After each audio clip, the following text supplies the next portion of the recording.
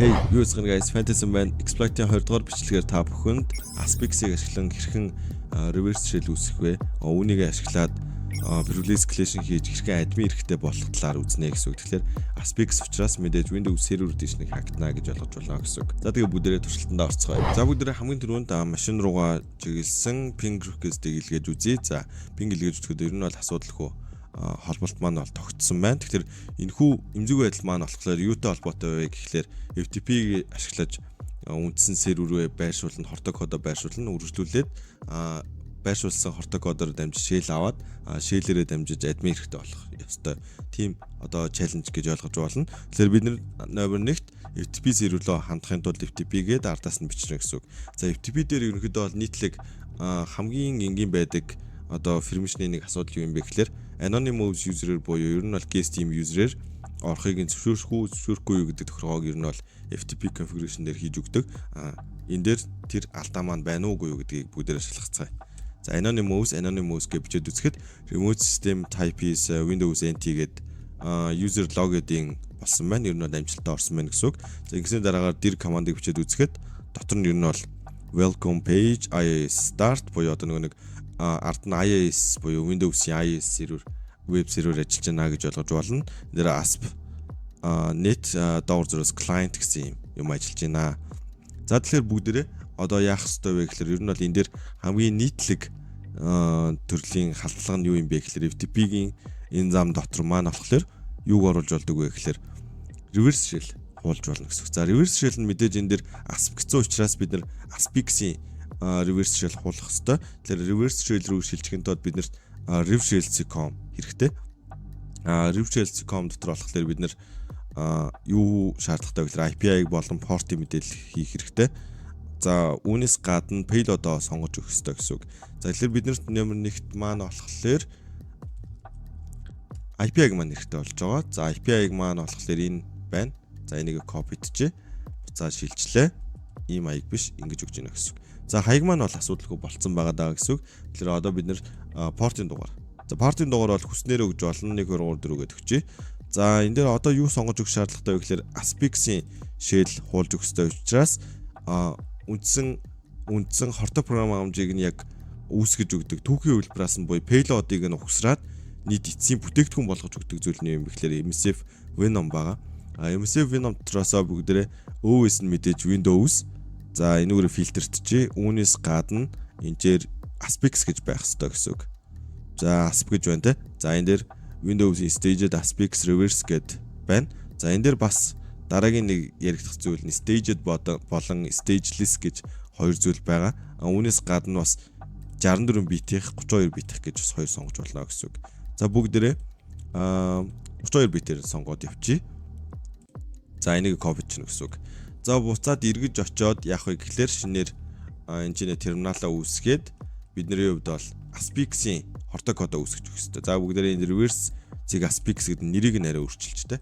За одоо YouTube гэдэгч YouTube зэг Aspix гэдэг нэртэй үүснэ гэсэн үг. За энэ чинээс дэлгэрэнгүй тайлбарлал MSF Venom гэдэг маань болохоор үндсэн командыг нэлж байгаа гэсэн үг.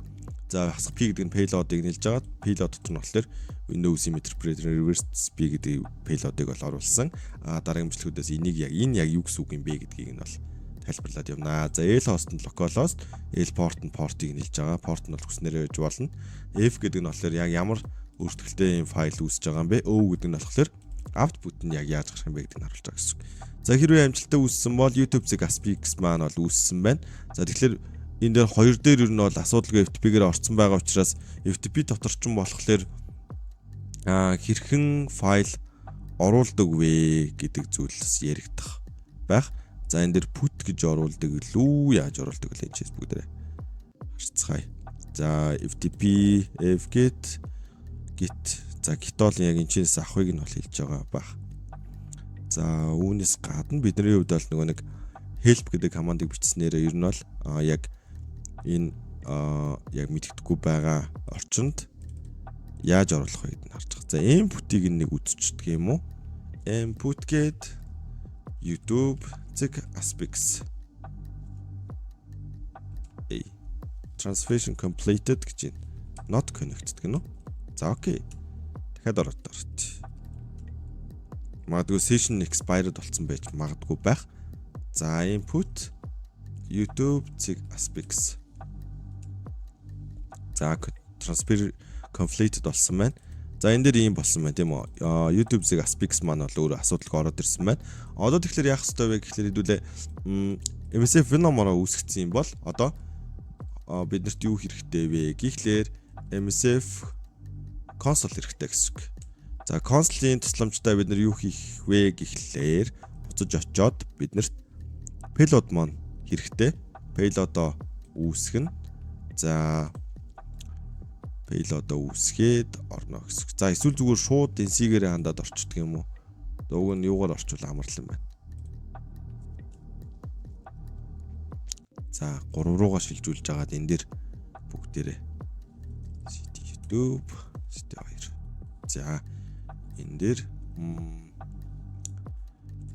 Aspix маань бол ороод ирсэн байгаа шүү дээ. NCNL NC Netcat одоо ашиглаж байгаа гэсэн үг. За энэ рүү ороод үзэнгүүтээ бидний хувьд нөгөө нэг хаяг маань юу байгаа лээ? Хаягаа оруулаад хаяг руугаа очиод энэ дээр бидний хаяг орж ирчих. За IIS server энэ дээр /YouTube zig aspix. За уншаад эхэллээ те. За ороод үзэнгүүт энэ дээр NC дээр маань бол асуудал ороод ирсэн байна. Enter дарангууд ажиллахгүй юм те. За орж ирэх үед бол орж ирж байна. Enter дарангууд гарчаад байна. Тэгэхээр яагаад гараад байгаа вэ гэхэлэр миний бодлоор troubleshooting хийж үзэхэд түрүүнийхээгаа бол заавал NC-гээр гэхээсээ илүүтэйгээр MSF console-оор үүсгээд өгч. За хамгийн түрүүнд handler үүсгэж өгөх ёстой. Ингийн тулд use exploit multi handler set payload түрүүн ч өөр юм копицсэн шүү дээ. За энийг копидод өгч. За энэ дээр байгаа шүү дээ. Set payload гэдэг. За payload-оо оруулаад өгсөн. Options гэдэг үзвэл L host-оо оруулж өгөх шаардлагатай байгаа юм байна. За энийг тун гэсэн ч болно дөө. Ер нь бол нэг сүртэй ялгаа байхгүй. Энийгээ бүгдээрээ оруулж байгаад. За миний өөрийн хаяг гэсэг доошоо харуулж агаад энэ дээр юу ч вэ гэхлээр том 0. Ер нь бол миний баруун дэд болонд энд байгаа л да. Гэхдээ та хэдэд ер нь яаж хаяг маягаас харж байгаа вэ гэдэг юмудаас харуулъя гэж бодоод ингэж өгöd байгаа шүү. За дахиад options гэж бичвэл энэ дээр port нь өөр байна. 1 2 3 4 гэж үүсгэн. За ингээд run хийчихье. За энэ дээр run хийнгүү доор нь статус гарч ирэх хэвээр ер нь бол асуудалгүй ажиллаж эхэлсэн байна гэдэг started reverse display handler гэдээ орж ирж байна. За тэнгууд одоо энийг яах вэ гэхлээр бүгдээрээ Aspix-ээ дутчих. За тэнгууд sending stage гэдээ ажиллаж эхэлж байна. Interpreter shell маань бол асуудалгүй ороод ирчлээ те. За одоо ингэж орсны дараагаар яах вэ гэхлээр бидний хувьд бол shell гээд оронгууд ер нь бол shell-ээр орон заяа. Гэтэ энэ бол who am I гэдэг үгүй. За энэ болохоор IIS server-ийн үндсэн user-ээр орчиж байгаа гэсэн үг байхгүй. Тэр IIS server-ээр орчно гэдэг нь зүгээр ингийн regular user байна гэж ойлгож байна. Нийт user гэд бичээд үзвэл administrator ба bis guest гэдэг ийм user-уд байгаа. Тэгэхээр эдгээр бидний гол зорилго нь юу юм бэ гэхээр administrator user-ээр орох зорилготой. Тэгэхээр ингэж шууд зогсож болохгүй. Тэгэхээр үүнээс цаашаа үргэлжлэх ёстой гэсэн үг. Ингийн тулд бид нар ямар төлийг exploit-ийг ашиглах вэ гэхээр энэ дээр privilege escalation хийхэд ашиглагдах MS10.0.15 Kidra pod гэдэг ийм exploit байна. За энийг бүгдээрээ одоо яаж хэрхэн энэ дээр яг ашиглах вэ гэдгийг харъя. Тэгэхээр энэ дээр энэчнээс шууд exit чинь яг энэ байгаа session-ыг хадгална гэдгийг юу гэж хэлдэг вэ гэхээр background гэж хэлдэг ба. За background гэдэг хичэнгүүд session хадгалчихж байгаа. Session-уудыг нь харъя гэвэл I sessions гэдээ харчна. За тэнгууд энэ дээр ID 1 за энэ дээр ийм session нэгтгэвтэй session байна гэдгийг ч харж болж байна. Тэгвэл sessions хасгай 1 гэж үчингүүд тэр session руугаа буцаа орчно гэсэн үг. Ер нь бол иймэрхүү зарчмаар. Тэгэхээр энэ session-ыг бүгдээрээ хадгалчээ. Background гэдэг. За хадгалцаа. За одоо тэнгүүдээ яах вэ гэхээр search гэж агаад нөгөө Kidra pod гэдгээ 10 онд гарч ирсэн Windows-ийн system escalation хийх чадвартай ийм эмзэг байдал буюу exploit одоо бүгдээр ашиглана гэсэн үг. За энэ exploit маань яадаг вэ гэхээр Windows руу халттай юм байна. Тэгээд local буюу дотоод сүлжээнээс халтна. Тэгээд MS 10 буюу одоо 10 онд гарсан. Тэгээд 0.15 гэдэг дугаартай KidraPod гэдэг нэрээр үүсгэгдсэн байна гэсэн үг. За тэгэхээр энийг ашиглахын тулд use 0 гэж биччихнэ. За энэ дээр юу тохируулж өгөх шаардлагатай вэ гэдгийг options гэж арчна гэсэн үг. За options гэдэг харангуут энэ дээр юу нэгж байгаа юм бэ гэхээр required dot-лаар yes, session гэдэг артлыг нь харангуут session одоо бичигдээгүй байгаа. Тэнгүүс set session гээд 1 гээд өгчнө гэсэн үг. Бид нэр өмнө байгаа. За set host host-ийн хувьд бол 10-ын 10-ын 14-ийн 109 гэсэн юм хаягтай байгаа. Set port нь за 1 2 3 4 5 гээд өгч арай өөрөөр. За окей, ингээд өгсөн бол ахаад options гэдэг нэг харчээ. Юмнууд нь маань тохиргоо орцсон байна. Одоо хэрвээ амжилттай run хийвэл яг амжилттай болох уугүй гэдгийг нь одоо бүгд харцгаая гэсэн үг. Амжилттай болов шууд доошоо урсаа гараад ирэх хэрэгтэй. За ямар ч ихний reflectively injected payload маань бол ороод ирсэн. За MSI exec ажилуулсан. Процесс маань launch хийгдсэн. За ингээд injection хийгдээд орсон байна гэсэн үг. За exploit finished болсон байна. За амжилттай болсон байна энэ сарахад бол. Тэгээ session 2 дээр орж ирсэн байна гэдгийг энэ сарж болж байгаа. А гэхдээ бид нэр шууд бас зарим тохиолдолд ингэдэг shell гिचэнгүүд яг үндсэн систем рүү ороогүй байдаг. Энийг яг баталгаатай шалгахын тулд help гэж жагаад git system гэдэг энэ команд байгаа. Git system. Энийг бичингүүд зарим тохиолдолд одоо өөр систем дэр гэх юм уу. Одоо энэ дэр бол яг already running system гэж юм л да. Зарим тохиолдолд бол git system гэж ийж системийн үндсэн администратор хэрэглэгч болж хөвөрдөг гэсэн үг. Энийг бас манайхан санаж байгаарай. За хэдүүлээ уусаал админ болцсон учраас shell гэ бичингүүд шууд админаар орох хэрэгтэй. За who am I гэ бичиж үзвэл anti authority system буюу бид нар админ хэрэгтэй болсон байна гэсэн үг. Ер нь бол одоо бид нар тухайн сервер рүү яг вебээр нь дамжаад хортой кодоо хуулаад вебээр нь биш юм биш үү sorry. FTP-гээр дамжаад вебээс одоо үндсэн кодоо дуудаад за тэгээд shell аваад shell-ээс өргөжлүүлээд дотоод сүлжээний нэг үлийн системийн эмзэг байдлыг нь ашиглаад одоо privilege escalation хийснээрээ админ хэрэгтэй болж байна гэсэн үг. За ингээд ер нь бол бид нэр хүсэн зүйлийг хийж болно. За өмнөх бичлэгэн дээр харуулж ирсэн шиг help гэж жагаад за энэчнээс hash dump хийж болно. Hash dump хийснээрээ админ хэрэглэгчийн hash нууц үгийн hash утгыг нь авч болно. За одоо жишээлбэл бид нэр ер нь бол халтлах хийгээд орсон байгаа шүү дээ.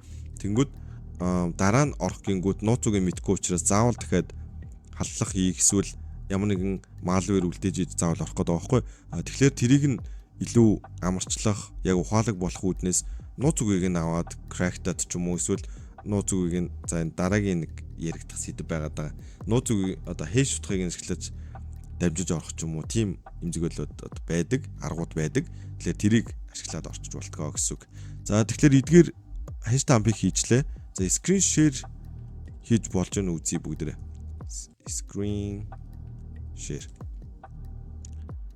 Болж штэ. За screen share-ийг доосон чинь энэ маань болохоор Windows 7 үлийн систем байсан байна. Тэгээ Windows 7-гийн Enterprise Edition буюу яг нөгөө Home-өөсөө илүү дээшээгээ түвшний арай болоо явчихж байгаа. Тэгээ энэ дэр хоёр төрлийн user байсан юм байна. Administrator by BIS гэдэг юу ингээ ороход билээ. Тэгэхээр бид нөгөө нэг гол юм нэг давуу тал нь юу юм бэ гэхээр ерөөсөө ямар нэгэн асуудал үүсэхгүйгээр орчиж байгаа байхгүй.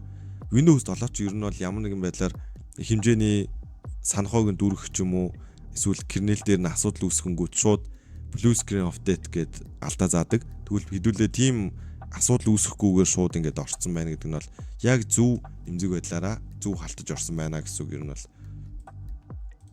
За help гээд өөр бус төрлийн зүйлүүдийг мэдээж хийх бүрэн боломжтой унтраач болно.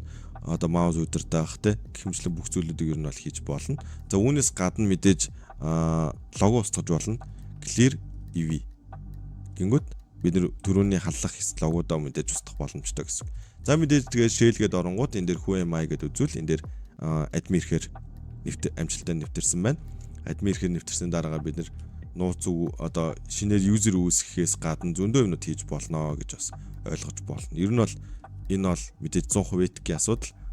Миний хийж байгаа тайлбарлаж байгаа бүх зүйлүүд 100% та хэдэд мэдлэг болох зорилготой бөгөөд бас сэрэмжлүүлэх зорилготой гэсэн үг.